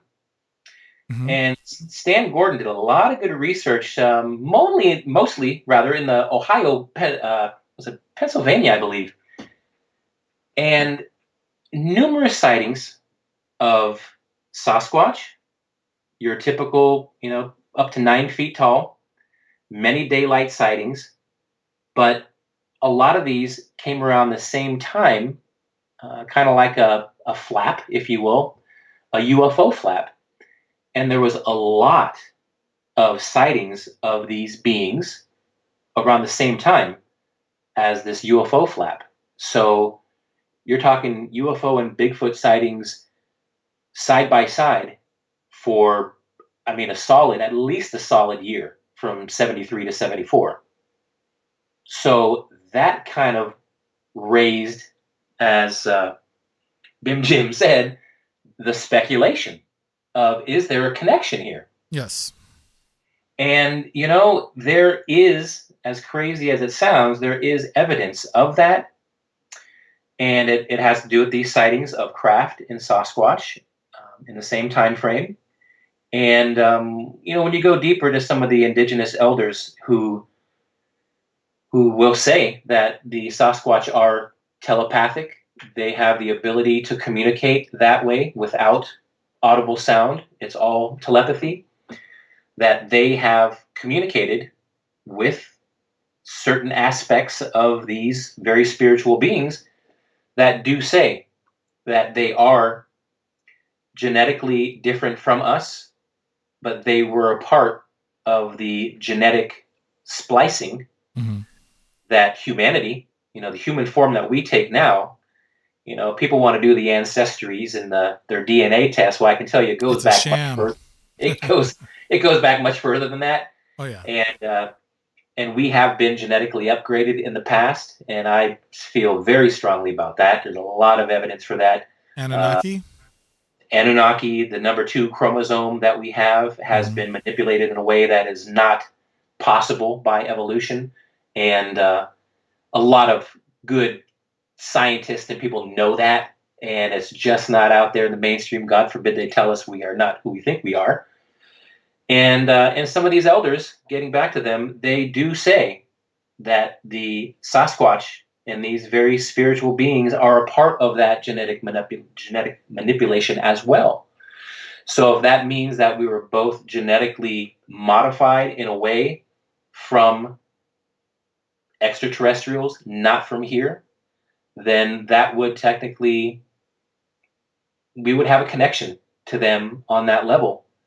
And, ETs would be involved in that. So I'm a believer of that. Of course, to a certain degree, I don't know how far I can go with that, but I do believe there's a correlation between our genetics, Sasquatch genetics, and extraterrestrial activity as well. So I don't think it's a coincidence that the Wookiee just kind of came out of nowhere in Star Wars. Yeah, right around the same time as the Patterson Gimlin film. A little bit later, but still. The idea of, yes. And, it's funny because the Wookiee could have been more like a Planet of the Apes type looking creature, but he looks more like a Bigfoot, in my opinion. He does. Yeah, you got it. So I think that's really interesting. Interesting comment, and it is a comment in the YouTube chat. Insert Pie Now says, Michael is an experiencer. He knows they are real. Why is he having trouble believing the existence of BF? Are you looking for physical proof? Is that what you need? I think we all kind of need that. I personally am not looking. No, I'm not looking for physical proof. I know that they exist. There you go. Yeah. Now as do I. I believe it too. Yeah, absolutely. Hands down. I don't need a video. I mean, validation and confirmation is always wonderful, and I welcome that. Even today, I have experiences that kind of go beyond the three-dimensional realm, and when I get that, I'm still like a kid on Christmas morning. I mean, it's amazing, and some people have gone, well, why does that surprise you? Don't you already know that, or haven't you already experienced that? Mm-hmm. Yes, but I'm always in awe of the way that this universe works, and the synchronicities and the everything being in divine order, and starting to recognize that. But not only recognize that, I'm at a point where I can be a part of that and be a co-creator of that and participate rather than just being the observer. Sure. And a lot is changing, moving into 2020. I think that's kind of where we're going. And I think the whole Sasquatch thing, we're still being asked. Oh yeah. To really get back to Mother Nature, to this planet, to protecting her and being in cooperation rather than competition. We are at that point where we're not going to survive if we're continually doing the same program that we're doing of competition and the war and all that. And you've heard other people say it. I just happen to be a proponent of that, and I think that's what we're being shown. And I said earlier with you, Dave, that I think that's what this whole ascension is about. It's an ascension of consciousness. I recently assisted a friend of mine who is writing a book on ascension, and I contributed to that book as well.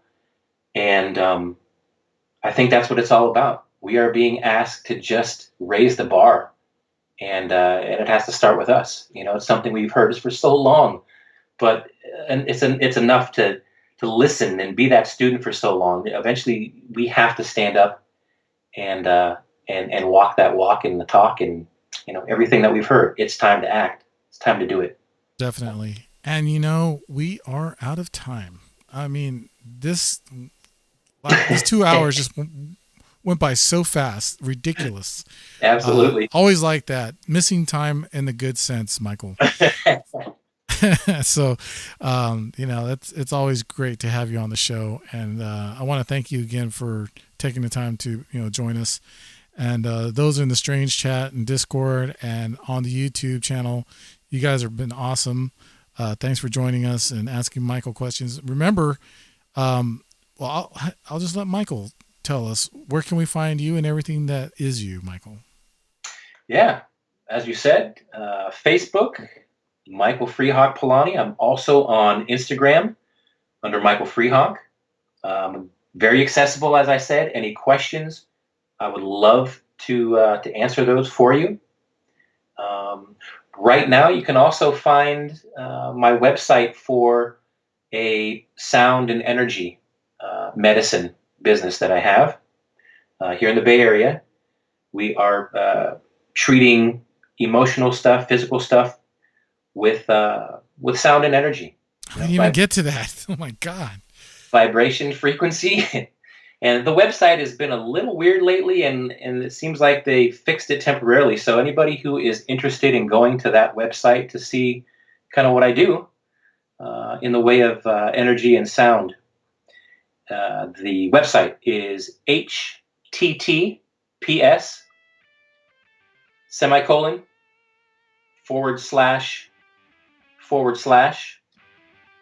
and harmonic wellness. And you can find me there. And Dave, I really appreciate your time. All the listeners, thank you so much for taking your time and taking the time to listen in. It's been a great evening. Thank you so much. Thank you, Michael. And, stay on the line. We'll talk a little bit after the show. All right, everyone. Once again, Michael FreeHawk Polani, thank you so much for joining us tonight. You all have been great. And remember, Beyond the Strange is owned and copyrighted by Dave Cruz. It cannot be simulcast, rebroadcasted, or copied without written consent of Beyond the Strange. Also, the views and opinions are not necessarily that of Beyond the Strange, hosts, guests, and affiliated networks. Listeners are encouraged to conduct research and formulate their own opinions. Executive producer and creator of Beyond the Strange is Dave Cruz. Co-executive producer is Deb J. Cruz. Disclaimer work is by Casper Parks. Visit CasperParks.com. Music by Alan Hall and Zebrafish. Visit SoundCloud.com/Zebrafish. Thanks to everyone reposting in Twitter and the YouTube channel and the new and official Discord channel of Beyond the Strange Chat. Y'all have been awesome. Thank you once again. And remember, have a merry, very strange Christmas and a amazing happy new year. I will see you all next week. Deb J. Cruz, wifey, joins Dave Cruz next week. And we will have It's the End of the Decade show right here on Beyond the Strange on the Fringe FM. Thank you all. Have a great night and stay strange. Hasta.